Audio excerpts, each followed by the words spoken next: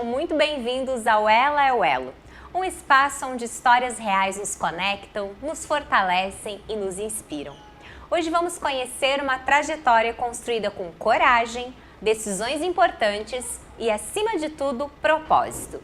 Uma mulher que encontrou na família sua base, no trabalho sua força e na vida pública um caminho para cuidar de pessoas.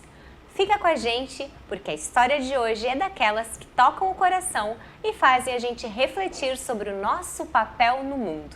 E para começar, eu recebo aqui a Regina. Seja muito bem-vinda, a nossa vice-prefeita de São Leopoldo, ao programa Ela é o Elo.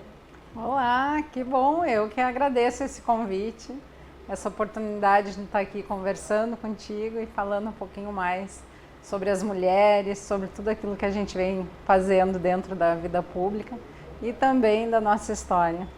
Ótimo, a gente fica muito feliz, Regina, de ter separado um tempo, a gente sabe da correria do dia a dia, né? Tu tens a administração de uma cidade também nas tuas mãos, mas separou um tempinho para conversar com a gente. A tua trajetória, Regina, é muito rica, porque a gente já pesquisou, né? Sobre a tua história, sobre as tuas conquistas.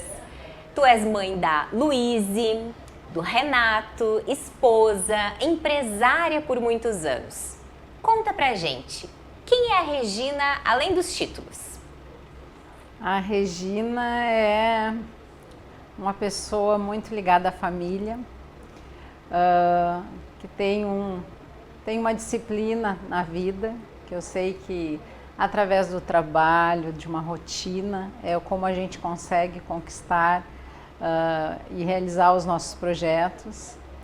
Sou uma pessoa que tenho muita fé, acredito muito que somos guiados, né, por algo muito maior que está coordenando tudo que a gente está vivendo. Tenho uma ligação muito forte com amigos, as amizades são muito importantes na minha vida.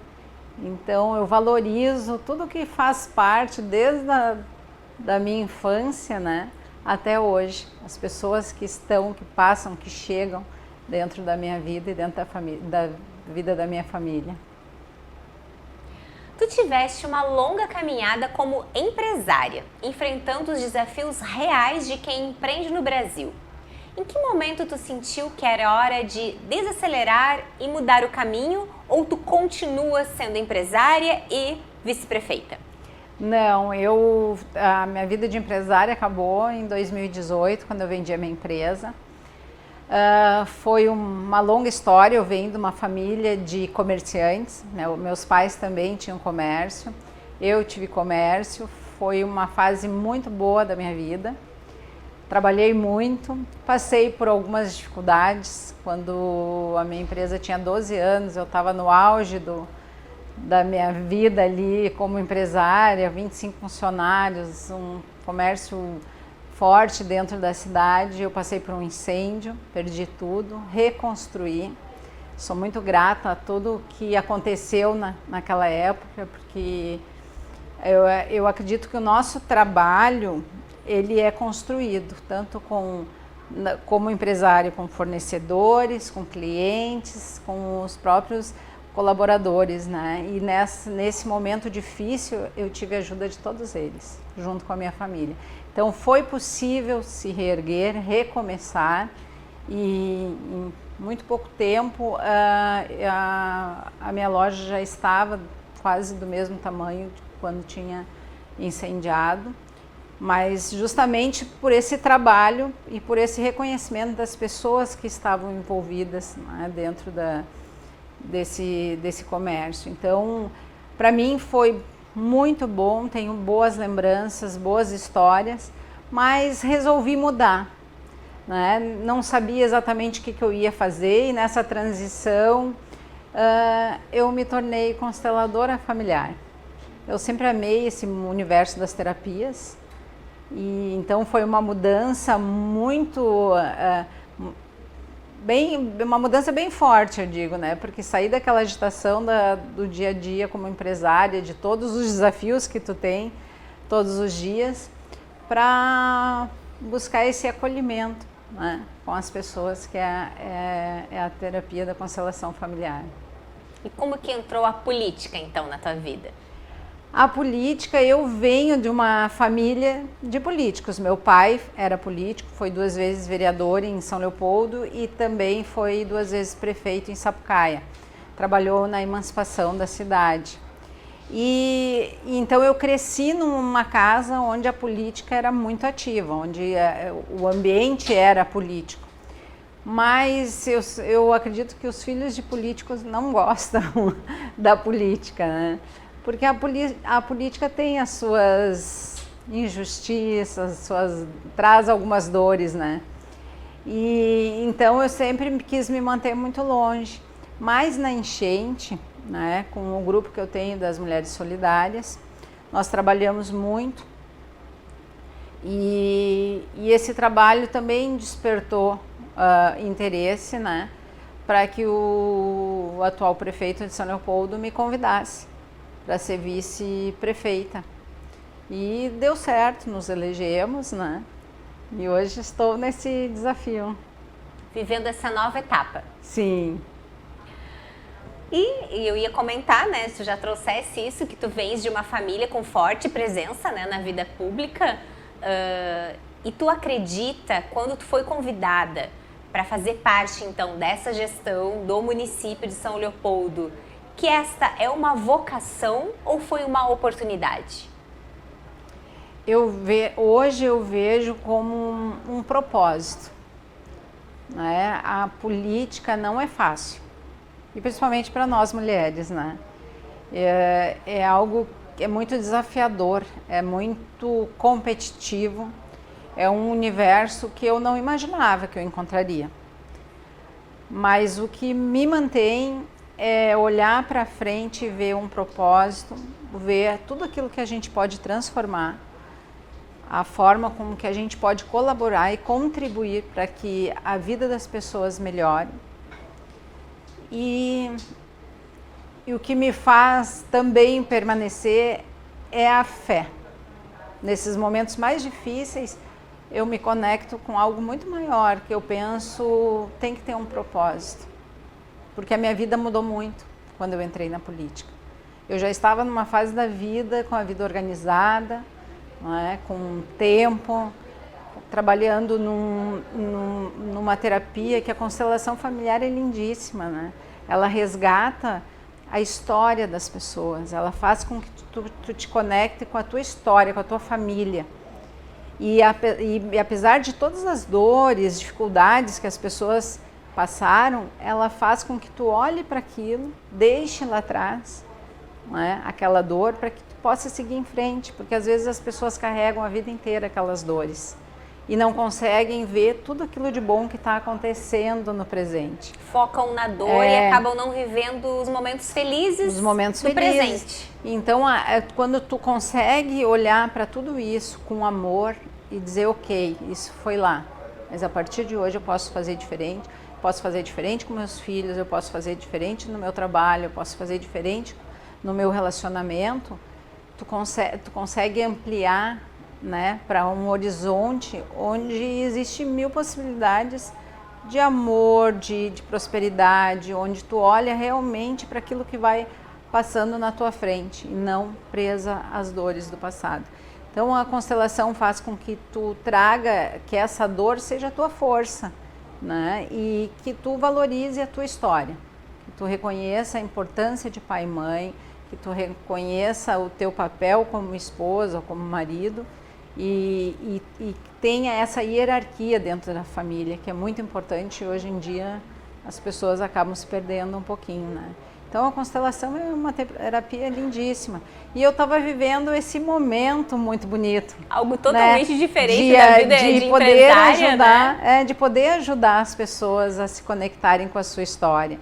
E um trabalho que me dava liberdade de espaço. Eu não precisaria estar só em São Leopoldo para fazer esse trabalho.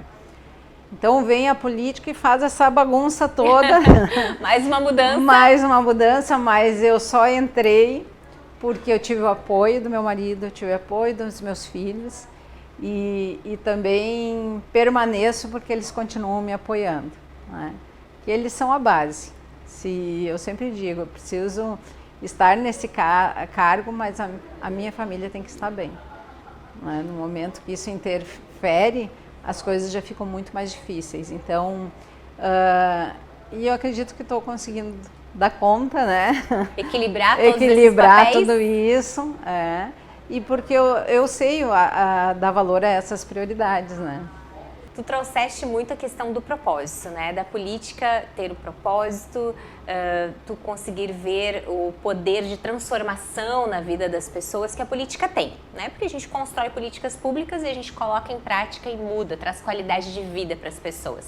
E tu teves uma experiência como secretária também do desenvolvimento econômico do município, é isso? Secretária de Desenvolvimento Econômico, Turístico e Tecnológico, era a secretaria.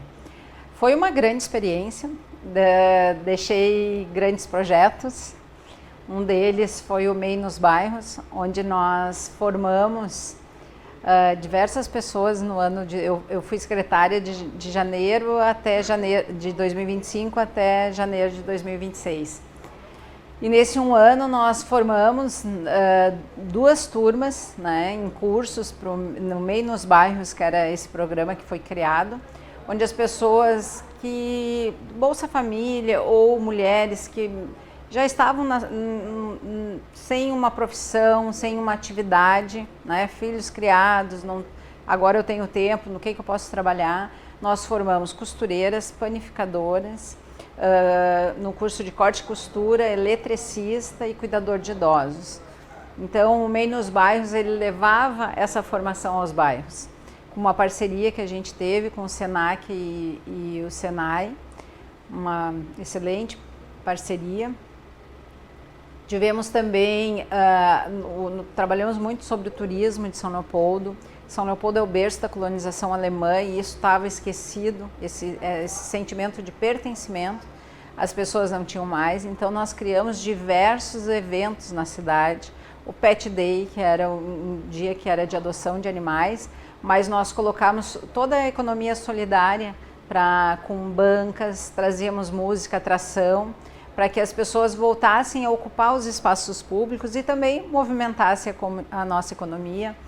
Teve um dos projetos que foi premiado agora como finalista pelo Sebrae, o Viva São Léo, porque em São Leopoldo nós temos a Rua Grande, que é uma rua muito antiga e que tem toda a história da cidade e do comércio, e uma rua que sofreu muito com a enchente e também com uma reforma, ela ficou muito tempo fechada. Isso prejudicou muito o comércio com essa reforma. Então nós trouxemos esse evento Viva São Léo, para junto com os lojistas, com CDLs, Cindy Lojas e Assiste, movimentar o comércio. Então a gente fechava uma quadra e nessa quadra nós trazíamos também todo tipo de atração, também botávamos adoção de animais, trazíamos vacinação, fazíamos um movimento para que a cidade viesse ao centro, né, para participar desse evento, mas também para consumir dentro do comércio.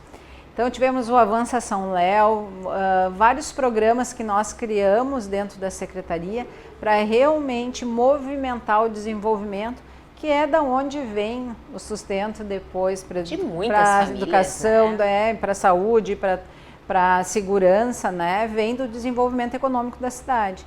Então foi um trabalho bem intenso. Trabalhamos muitos finais de semana, porque criávamos eventos para agitar toda essa turma. Botamos a economia solidária a trabalhar assim, de uma forma bem intensa nesses eventos também. E uma ligação muito forte também com a indústria, né? Tivemos o CDTEC nas empresas, que uma vez por semana eu saía do gabinete e ia visitar uma empresa e mostrar para a cidade a história dessa empresa. Então foi um projeto muito bacana que aproximou a história das pessoas dessas empresas com a comunidade de São Leopoldo. Então foi uma experiência muito rica, né, que eu acredito que trouxe bons frutos para a cidade. A gente tem o Tecnocinos também em São Leopoldo, que é uma potência no polo de informática, então nós trabalhamos muito ligados também ao Tecnocinos, porque a inovação estava dentro da secretaria. Foi uma grande experiência, eu acredito que deixamos bons frutos. E qual foi o maior desafio, Regina? Porque antes tu eras empreendedora, alguém que estava ali no comércio, né, buscando, né, esperando o cliente que não ficou de vir, né, e trabalhando. Depois tu vai para o outro lado, aí tu vai para a gestão pública, criar todos esses programas e projetos para fortalecer o comércio local, os artesãos, os microempreendedores. Qual foi o maior desafio dessa mudança de papel? A mudança é o tempo que as coisas acontecem dentro do serviço público, né? Que não é o tempo do privado. A gente no privado, tu decidiu, tu tomou a decisão aqui, tu vai lá e realiza. Na gestão pública, tudo tem um processo que a gente precisa seguir. Então, entender que esse tempo é muito mais demorado, que as coisas não acontecem como no privado, para mim no início foi uma grande surpresa e uma grande dificuldade, porque eu dizia, meu Deus, mas né, no início quando eu cheguei eu não tinha gabinete, daí eu tive que criar a sala, porque o vice anterior tinha falecido, então não tinha um espaço para o vice. Eu tinha que instalar os computadores, mas daí tinha que vir uma pessoa para instalar um fio, o outro que vinha instalar. Cada coisa acontecia Cada num coisa dia. Era um departamento que fazia. No serviço público, e eu dizia, pelo amor de Deus, não dá pra gente mesmo ir aqui e resolver isso, mas não dá, né? Então tu aprende que dentro do serviço público tu precisa seguir uma sequência ali, que às vezes é muito mais morosa, mas que também é uma proteção para todos os serviços, né? Então isso foi algo que no início eu dizia, mas como assim? Por que demora tanto, né? Às vezes algo que tu planeja vai sair 4, 5 meses depois devido à burocracia e tudo que tem que passar. E passar por todos os setores responsáveis, né? Realmente, isso é algo que a gente estranha muito quando entra, né, que sai do na privado. Gestão pública, sai do privado e vai para o público. Tu trouxeste também essa questão dos desafios de ser uma mulher na política. Conta pra nós, assim, se tu já passou por alguma situação constrangedora, o maior desafio que tu te viu como vice-prefeita, porque a política é um ambiente predominantemente masculino ainda, né? Eu lembro das minhas reuniões aqui do partido com os coordenadores do estado, das regiões do estado, eu sou a única mulher, eu e a assessora do presidente, ainda bem que tem ela comigo, porque todos os outros coordenadores são homens. Então a gente entra para um novo espaço. Como mulher, a gente está sempre desbravando novos espaços. Na nossa profissão, nós temos que ser muito boas no que fazemos para ser reconhecidas, para alcançarmos, né, diretorias de grandes empresas. A gente tem que ser muito boa no que faz. A gente tem que ter um bom currículo, tem que trabalhar muito. E na política também não é muito diferente. Como que foi essa experiência, uma mulher vice-prefeita em São Leopoldo? Eu agora vou fazer um chamado para as mulheres. Nós somos muito poucas mulheres na política. Nós somos 53, 55% das eleitoras e somente 15% fazem parte dos cargos eletivos. Então, esse chamado é que precisamos de mais mulheres e precisamos que as mulheres votem em mulheres também. Então, eu também me assustei porque eu fui criada numa família onde eu nunca vivi o machismo. E meu pai era um grande incentivador das mulheres, de tu trabalhar onde tu quiser, fazendo o que tu achasse que tu deveria fazer e sem restrições de tudo isso. E eu cheguei na política e encontrei um universo muito masculino, né? E também machista. Mas eu acho que a gente pode mudar isso em muito breve. Agora nós temos eleições, né, muito próximas e eu acredito que as mulheres têm um papel fundamental dentro da política. É um olhar diferente, né? O olhar das mulheres é um olhar com mais atenção, com mais foco nas pessoas e eu acho que isso é transformador. Eu, como vice-prefeita, eu me coloco muito no lugar de ouvinte. Eu quero ouvir o que as pessoas sentem em relação a diversas situações. E agora, como eu não sou mais secretária e estou como só vice-prefeita, eu tenho feito esse trabalho de ir nas entidades, de ir nas empresas, de conversar com as pessoas para saber quais são as dores dessas pessoas, dessas famílias, de que forma poder público pode atuar para que melhore realmente a vida de todos. Então eu acredito que a gente tem esse papel mesmo que cuida, né? Que é um papel de uma mãe que protege, alimenta, cuida. A gente tem esse olhar diferente dos homens, que também é importante. Eu acredito que as duas partes são muito importantes dentro da política. Perfeito, Regina. A gente quer te agradecer muito por esse tempo aqui conosco, por ter contado um pouco da tua trajetória, dos teus projetos. Fiquei te ouvindo aqui contar o teu trabalho na secretaria. Foi um trabalho lindo. Em um ano, tantos projetos diferentes que fizeram com certeza com que o comércio ficasse aquecido, que as pessoas pudessem ter, né, um sustento digno, pudessem se desenvolver com seus talentos, com suas empresas, com seus negócios. Então, parabéns pelo trabalho.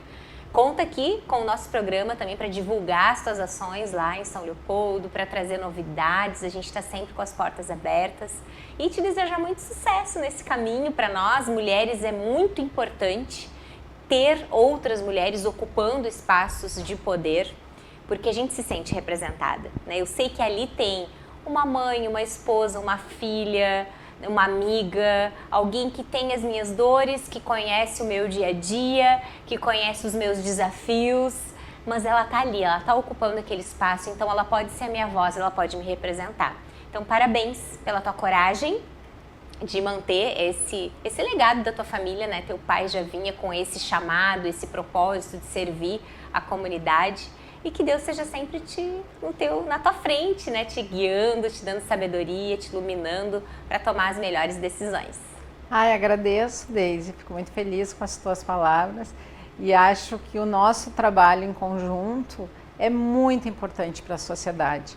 Eu acho que as mulheres precisam se unir e que esse unir não seja o separado dos homens, né? Que a gente possa trabalhar juntos, mas que tenha esse olhar feminino nas administrações, nos serviços públicos e que a gente possa dar cada vez mais a nossa opinião e o nosso olhar para fazer as mudanças que a sociedade precisa. Muito obrigada, é um privilégio estar aqui contigo hoje, batendo esse papo, conversando um pouquinho sobre os nossos trabalhos, que também são muito parecidos, né? E também me sinto representada por ti, né? Pelo teu trabalho, pela tua força. E obrigada por esse convite. Muito obrigada. Que essa história inspire outras mulheres a acreditarem no seu caminho, no seu potencial. Obrigada pela tua presença mais uma vez, Regina, e agora a gente vai para um breve intervalo e já retornamos. Pra saber de tudo, ela é o elo.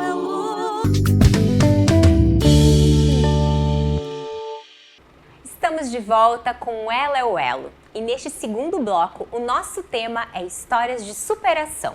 Porque por trás de toda a trajetória pública existem desafios, escolhas difíceis e momentos que exigem coragem para seguir em frente.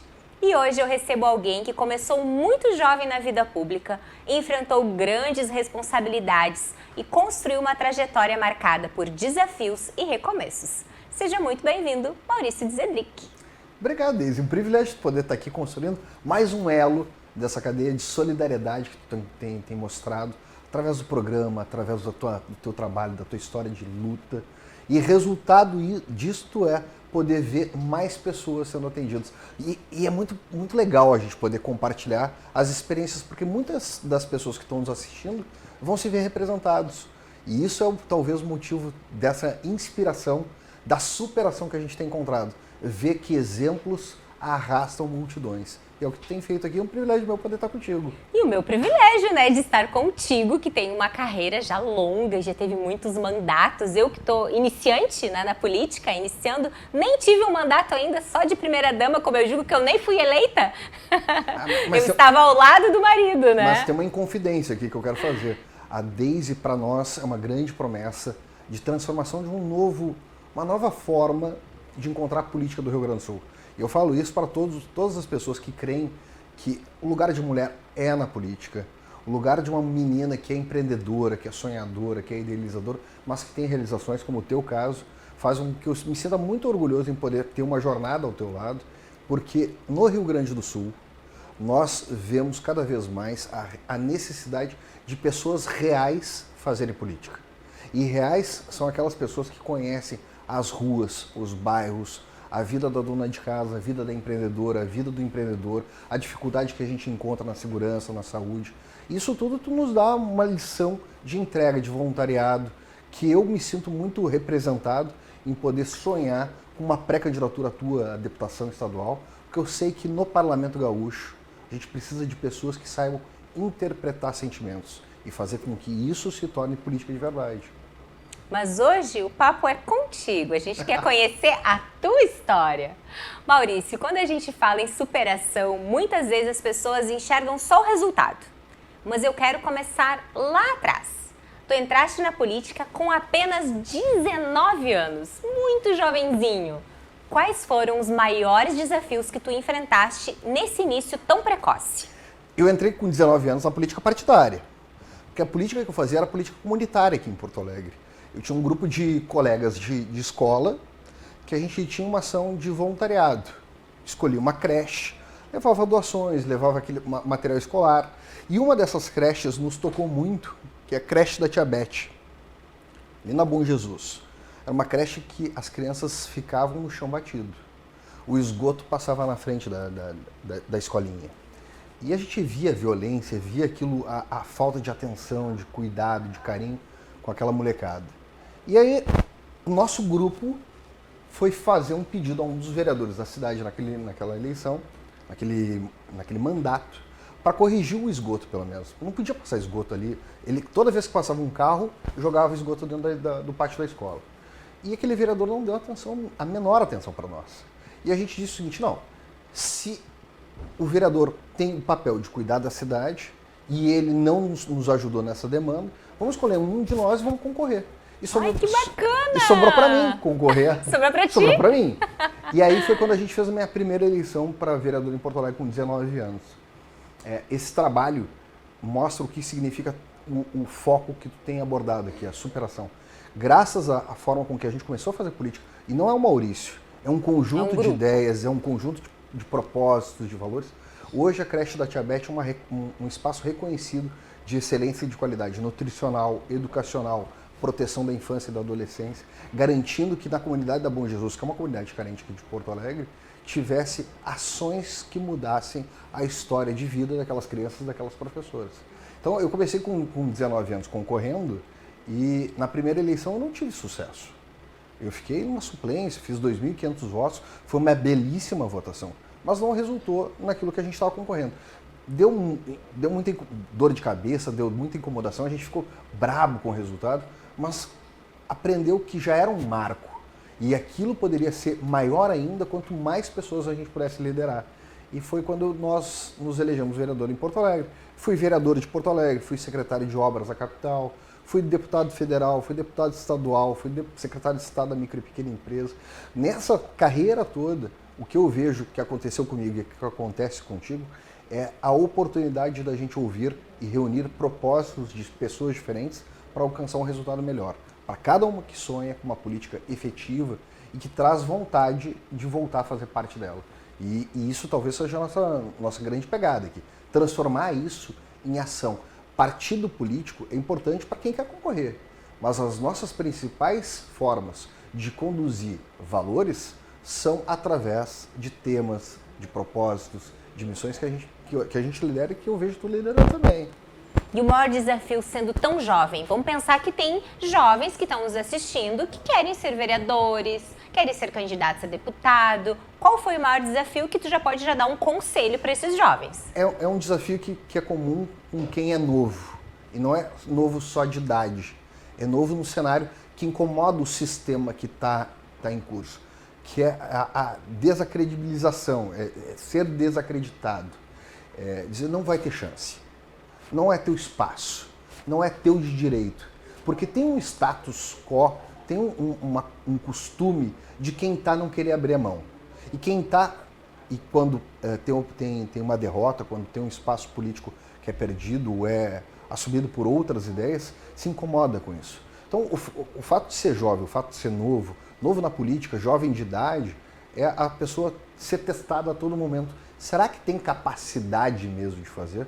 E eu digo para vocês, a Deise é uma nova candidata que o Rio Grande do Sul vai se surpreender de forma enormemente. Por quê? Porque eu te conheço, eu sei o teu potencial. Eu fui desacreditado por muitas vezes, mas a minha primeira eleição, Deise, quando eu me elegi vereador aqui, o questionamento que foi feito era uma repórter, não conhecia minha trajetória, porque não era realmente conhecido, e ela me questionou, tu te elegeu pelos jovens, né? Eu disse, não foi pelos jovens. Eu me elegi através dos trabalhos daquilo que eu tinha gratuitamente podia oferecer, não tinha nada para dar, tinha muito pouco currículo de vida. A única coisa que eu tinha para dar... Tinha trabalho, né? Dar e vender carinho. Era carinho, que era gratuito. Então, minha eleição foi com grupos de terceira idade, clubes de mães, associações comunitárias. E isso me questionavam, será que teria condições de um jovem poder representar cada uma delas? E onde eu fui, eu levei todos aqueles que participaram junto dessa jornada, porque comigo foram vereadores, comigo foram deputados. Tu realmente foste representante desses grupos, levando as demandas, né, as necessidades daquelas comunidades. E é isso que é ser vereador, ser um representante, né? Eu fui a voz deles como tu tem sido a voz hoje da população de Guaíba e amanhã da população do Rio Grande. Ser voz, se colocar à disposição de atender as pessoas, de ouvi-las. Talvez o mais importante da política é que hoje a gente tem visto muito político, muita celebridade que fala aquilo que a gente quer ouvir num corte de vídeo, mas que por trás da câmera não representa nada daquilo. E nós somos pessoas reais, a gente sabe a dificuldade que tem conquistar uma vaga numa creche, arrumar um posto de trabalho, construir a oportunidade para uma empresa se instalar no município, no estado. A gente sabe como é essa luta. Quem está na frente de uma câmera, como tu está aqui, Deise, e te conhece, sabe que tu é a mesma pessoa. E isso traz a segurança que o cidadão, o eleitor precisa ter, dizer o seguinte, é o caminho para construir esse elo de resultado para uma nova política. Então, minha missão é essa, poder verbalizar, ampliar e consolidar um mandato muito legal, retornando agora numa pré-candidatura a deputado federal na Câmara dos Deputados, e poder trazer tudo aquilo que a gente tem de propósito de vida na transformação do que é importante para nós. Perfeito. Ao longo da tua trajetória, tu assumiste cargos importantes muito cedo, como tu mesmo já citaste, secretário, gestor público. Teve algum momento de pressão ou dificuldade que realmente te marcou e te transformou como pessoa? Não, teve vários momentos. Eu te cito dois aqui. Quando nós lançamos o programa Gaúcho Microcrédito, um programa que foi construído com bases num prêmio Nobel de Economia, que é o Mohamed Yunus, e que a gente não sabia a viabilidade dele. Porque para muitos, o microcrédito é uma simples operação financeira. E para nós que entramos para dentro do programa, foi transformação de vida. Gente que com R$300 se emancipou financeiramente. Com a feirante que há 15 anos atrás vendia na Feira Modelo de Porto Alegre pão, bolo, cuca, e hoje fatura R$15 milhões em uma empresa que exporta granola para a Austrália e para os Estados Unidos. Uma mulher que foi vítima de agressão dentro de casa do marido, porque recolhia papelão em Santa Maria, e o marido ficou incomodado porque ela tinha que ser carinhosa, atenciosa com os porteiros, e cometeu uma violência familiar. E foi graças ao microcrédito que ela conseguiu se emancipar de uma relação abusiva e construir a sua empresa para dar aquilo que ela tinha de melhor, o tempo e a dedicação para o filho dela. Então, foi um período de muito aprendizado, de muito amadurecimento. E outro momento que para mim foi muito forte e foi posterior ao meu mandato de deputado federal, foi ter relembrado que hoje no Senado Federal está engavetado um dos projetos que eu fiz em conjunto com os médicos do Grupo Hospitalar Conceição, que é o Banco de Combate ao Câncer. Um banco muito legal que reúne, são milhares de tratamentos experimentais que estão em curso no Brasil. A burocracia para aprovar um tratamento, um protocolo, é muito grande. E pessoas deixam de ser protegidas, ter melhoria no atendimento, na recuperação, poder sair do hospital e fazer o tratamento em casa, até mesmo cura. E eu lembrei que esse projeto, quando a gente escreveu o Banco de Combate ao Câncer, eu não tinha tido impacto disso ainda na minha vida. Esse projeto está engavetado no Senado, Mas em agosto passado, acompanhou isso, meu irmão foi diagnosticado com câncer de tireoide. E ele é médico de formação, mesmo sendo médico, conhecendo todos os protocolos, ele se desestruturou. Um guri jovem, um filho de 4 anos, com os sonhos todos em curso, e se desestabilizou toda a minha família. E o tratamento do câncer é um tratamento que precisa, primeiro, nós termos segurança em casa que vai dar certo, ter fé. Ter fé, com Ter certeza. fé. E, segundo, ter acesso a todo tipo de possibilidade de acesso à cura, a protocolo, que possa trazer resultado. E hoje não está tendo. Então, eu tenho como propósito de voltar para Brasília, fazer com que o Banco de Combate ao Câncer vire lei e que todo brasileiro, toda família que hoje está nos assistindo, está desestruturada pelo câncer, está com um paciente, conhece um amigo, tem carinho por alguém que passa por esse momento, que possa ter pelo menos um resultado próximo e que ofereça benefícios de cura, de melhoria, para que a gente possa salvar vidas. Então esse é o meu propósito pessoal. Agora são tantos propósitos, eu tenho um propósito junto com a Deise que é poder fazer com que as mulheres participem mais da política, que a juventude ingresse nas missões que a gente tem. É um avivamento político que a gente está produzindo, que tudo tem sido muito da minha fonte inspiracional, sabe? Pelo carinho, pela responsabilidade. É mãe de família, foi primeira-dama do município, foi empreendedora, é empreendedora, trabalha feito uma louca, distribuindo fazendo mil coisas ao mesmo tempo. Realidade. E isso é inspiração, sabe por quê? Porque essa é a vontade que a gente tem de mudar o Rio Grande. Com certeza, com certeza. Tu também levantaste pautas muito sensíveis, como o combate à pedofilia. Lidar com temas tão duros exige um preparo emocional. Como tu enfrentaste esse lado mais pesado da atuação pública? Isso é uma pergunta muito, muito oportuna, Deise, porque recentemente teve um caso na Vila União, em São Paulo. Minha esposa compartilhou comigo, eu depois busquei a Renata Abreu, que é a nossa presidente nacional do Podemos, de um grupo de adolescentes, já reincidentes nisso, uma comunidade carente da Vila União, que abusou sexualmente de uma criança de 8 anos, 10 anos, filmaram e colocaram nas redes sociais. E estragou meu fim de semana aquilo de uma forma tão grande que eu por muitas vezes me vi pensando, me vi incomodado com aquilo, porque o nosso papel é querer mudar. O nosso papel primeiro é ficar tomado pela raiva. Isto não pode acontecer. Precisa dessa indignação, né? Até para que a gente possa agir, né? Nossa força. E eu fiz questão de gravar um vídeo compartilhando isso. Eu sou autor do projeto que criou o cadastro de pedófilos aqui no Rio Grande do Sul. Te deu um protagonismo que até então não era visto aos conselheiros tutelares, a todos os atores que combatem a pedofilia. Mas eu fiz o vídeo e comecei fazendo a minha confissão, que eu pedi muito, quero pedir perdão a Deus por tudo que eu desejei para aqueles jovens. Porque aquilo ali eram monstros. O que eles fizeram com aquelas crianças foi uma verdadeira cena de horror, uma arquitetura do crime. E não podem ser tratados como jovens. Então, em Brasília, há 9 meses foi aprovado, com emenda minha, inclusive, o Cadastro Nacional de Pedófilos, que também, por uma discussão do governo federal com o Conselho Nacional de Justiça, ainda não está acontecendo.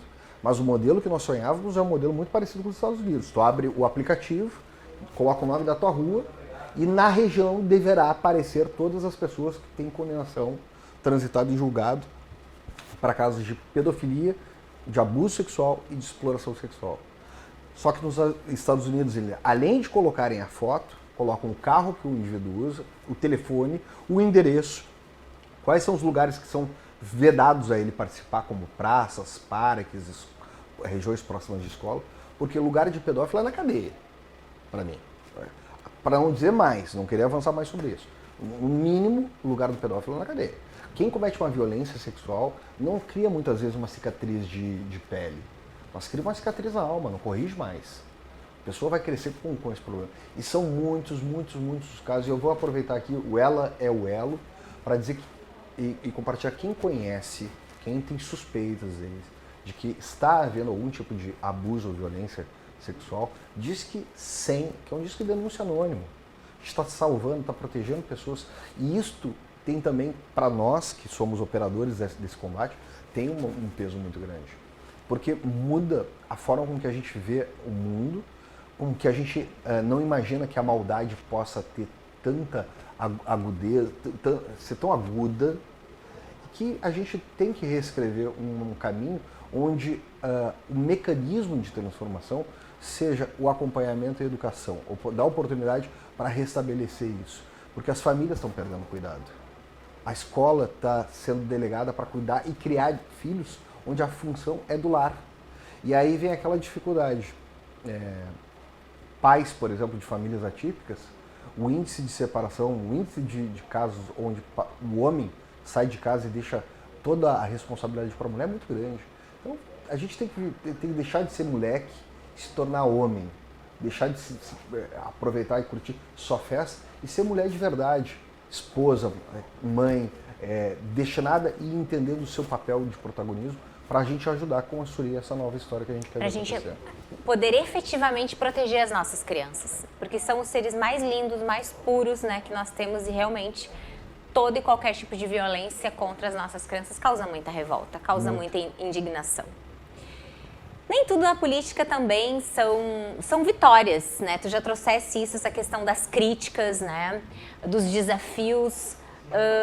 Teve algum momento que tu precisou parar, pensar, refletir, recomeçar, se reinventar?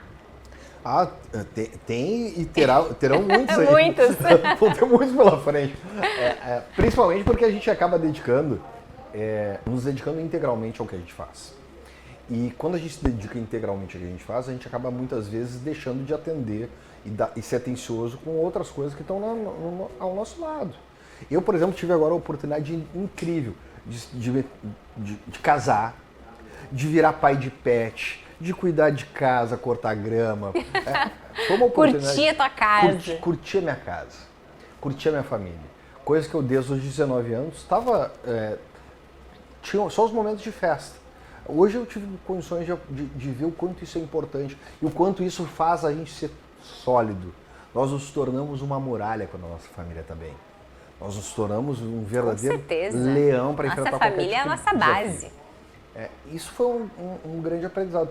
E outros momentos a gente tem constantemente a correção de rumo através das frustrações que as pessoas carregam. Porque a gente acaba muitas vezes vendo que se a gente segue os mesmos caminhos de sempre, o resultado já é conhecido. O que eu digo e tem me acompanhado há muito tempo é uma frase que porta velha não abre caminho novo. Então a gente tem que investir em porta nova, gente nova, transformação de ideias, de valores, de sentimentos, porque com isso a gente pode ter resultados muito melhores e se não for melhor, não tem problema nenhum voltar atrás e dizer estava errado e vou repetir aquilo que estava sendo feito. Então eu vejo isso, eu sou esperançoso, sou um otimista por natureza de que vai dar certo e a transformação e a realização de sonhos, como eu tenho visto tu fazer aqui.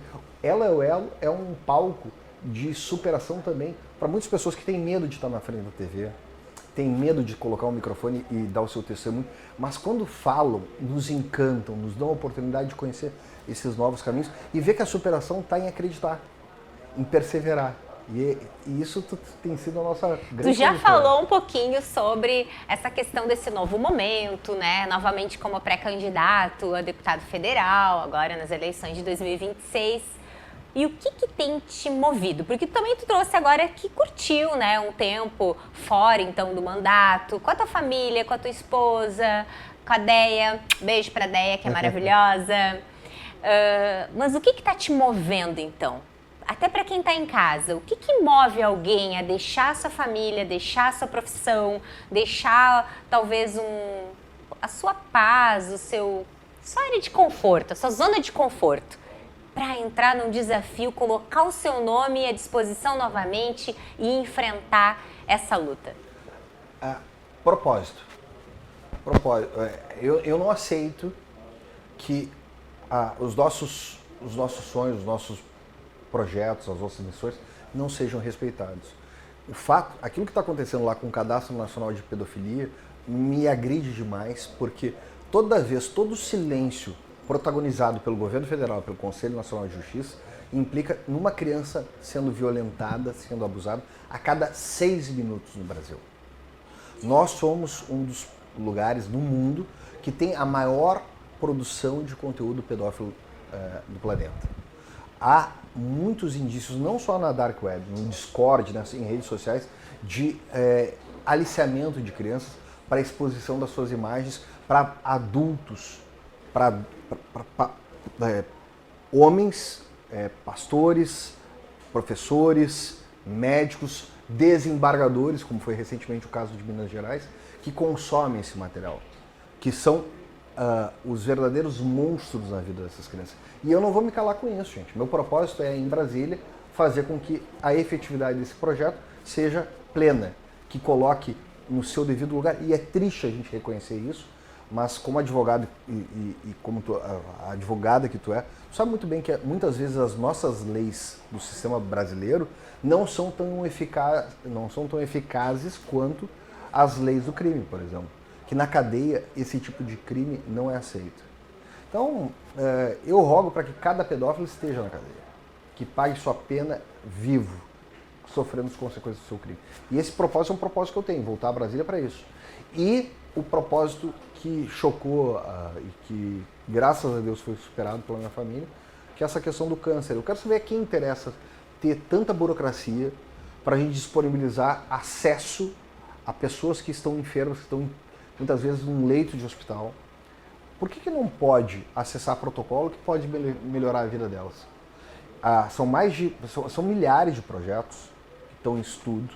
A gente recentemente viu aquela cientista brasileira que já tem a oportunidade de ter curado 6 pessoas que estavam paraplégicas, voltar a andar. Isso são méritos que a gente precisa honrar. E muitas vezes a gente vê a sociedade perdida em cantor, em subcelebridade de BBB, idolatrando quem faz a maquiagem melhor, o jogador. Nós temos outros ídolos. Nós temos outras ídolas que podem nos mostrar um novo caminho. E é isso que eu quero fazer em Brasília. Esse é o meu propósito. E isso é um propósito convencido pela minha família, convencido por aquelas pessoas que deixaram de estar assistidas. Eu deixei de ser deputado na última legislatura. Nesses 4 anos, teve muita gente que disse: como era bom quando eu estava lá. Não se era bom quando eu estava lá, eu vou trabalhar muito para voltar para lá, para continuar fazendo bem para ti e para o nosso Rio Grande. Com certeza, é muito bom te ter lá, Maurício. A gente torce muito, então, por essa caminhada. A gente trabalha para que essa caminhada dê certo, conta conosco, porque a gente conhece o teu trabalho, toda essa tua experiência desde jovenzinho, né, envolvido com a política, com esse objetivo de cuidar das pessoas, de transformar vidas, de trazer qualidade de vida para as pessoas, de proteger as nossas crianças. Então, isso é o que move, né? O que tem que mover, né, os agentes políticos para que a gente possa ter uma política de verdade. Mas só para finalizar, então, o pessoal de casa, ele quer saber quem é o Maurício fora da política, o que o Maurício gosta de fazer na hora de lazer, do hobby. O Maurício fora do ofício, do dia a dia, é um cara que gosta de cuidar da casa. Eu valorizo muito o tempo de plantar, de cuidar da grama, de cuidar das orquídeas. E isso tudo junto com a minha mulher, com os meus cachorros. O Maurício de casa, sabe? Eu não tinha tido isso antes, hoje eu tô tendo e tem sido muito feliz. Carrego marcas aqui, tem uma unha roxa que tá desde janeiro, assim, eu tô torcendo para que logo termine de uma martelada que eu dei ali. Então, esse é o Maurício que no tempo vago faz isso em casa, mas a gente também faz um mutirão, porque a gente acaba sempre envolvendo a cadeia de solidariedade.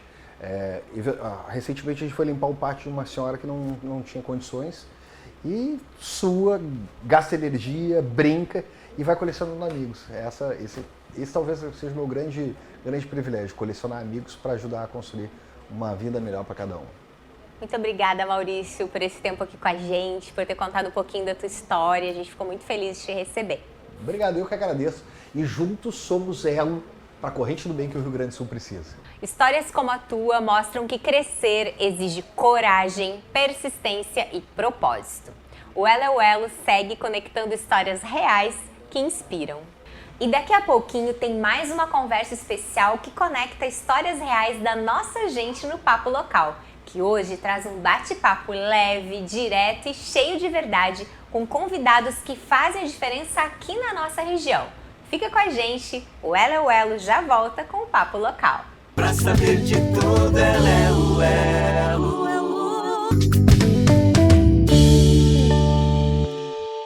Olá pessoal, hoje o nosso papo local é em Porto Alegre, mas com o vereador de Pelotas, o vereador Cauê. Seja muito bem-vindo, vereador. Obrigado, Deise, é um prazer estar aqui conversando com teus eleitores, teus amigos, teus seguidores. É um prazer mesmo estar do teu lado. Coisa boa. No papo local, Cauê, a gente quer conhecer um pouquinho mais da pessoa do vereador e depois a gente fala da atuação política. Mas, para o pessoal que está nos assistindo em casa te conhecer, quem é o Cauê? O Cauê é um guri, né, que sempre empreendeu, filho de uma mãe solo, criou 3 filhos, envolvida com a cultura. Minha mãe foi conselheira de cultura do estado, foi uma referência local, faleceu em 2017, nunca tive envolvimento político. Lá em 2020, um grupo de amigos, Cauê, a gente quer que tu seja político, a gente quer que tu nos represente. Eu tinha uma produtora de shows, né? E aí eles queriam que eu seguisse a linha da minha mãe na cultura. Eu acabei fazendo 667 votos, fiquei como suplente e assumi por 1 ano e 2 meses a Câmara, nunca tive envolvimento com política. E o Cauê é esse guri aqui, alegre, sempre rindo, dando gargalhada. É isso. Mas surgiu então a ideia de ser vereador para seguir o legado da tua mãe. Na verdade a minha mãe sempre foi que me direcionou. A minha família tem imobiliária na cidade de Pelotas, a imobiliária Filossoto, 40 anos. Eu trabalhei com 14 anos de idade, dos 14 aos 21, mas eu sempre gostei muito de cultura, de arte, de dança. Eu fiz parte do Grupo TOL. O Grupo TOL nasceu na academia da minha mãe, academia de dança. O grupo famoso, TOL, maravilhoso. Eu fui um dos fundadores do TOL, fiz parte e eu queria ganhar dinheiro sem ser no mercado imobiliário. E a minha mãe me deu a ideia de abrir uma produtora de shows. Eu fiz mais de 52 shows nacionais, todos no Teatro Guarani. Acabei conhecendo minha noiva, a família dela é proprietária do Teatro Guarani, conheci ela lá nos eventos, nos shows, e todos, Maria Bethânia, Djavan, em Mato Grosso, todos esses eventos eu promovi em Pelotas, com a Tri Produções, que é minha produtora, e acabei desenvolvendo, né, a cidade, acabei entendendo a importância da política, a importância de desenvolver, de gerar emprego local, de gerar renda, de trazer turismo, tanto que a minha bandeira, quando eu me candidato pelos meus amigos, era desenvolvimento econômico através do turismo e da cultura. Eu que me direcionei para as fiscalizações da saúde, porque a saúde em Pelotas estava e está um caos. Então, no primeiro mandato, tu assumiu por suplente, isso? Era suplente e assumiu por 1 ano. E agora, em 2024, sim que veio a eleição. Isso, eu fiz 667 votos, assumi por 1 ano e 2 meses porque o vereador que tinha a cadeira foi cassado.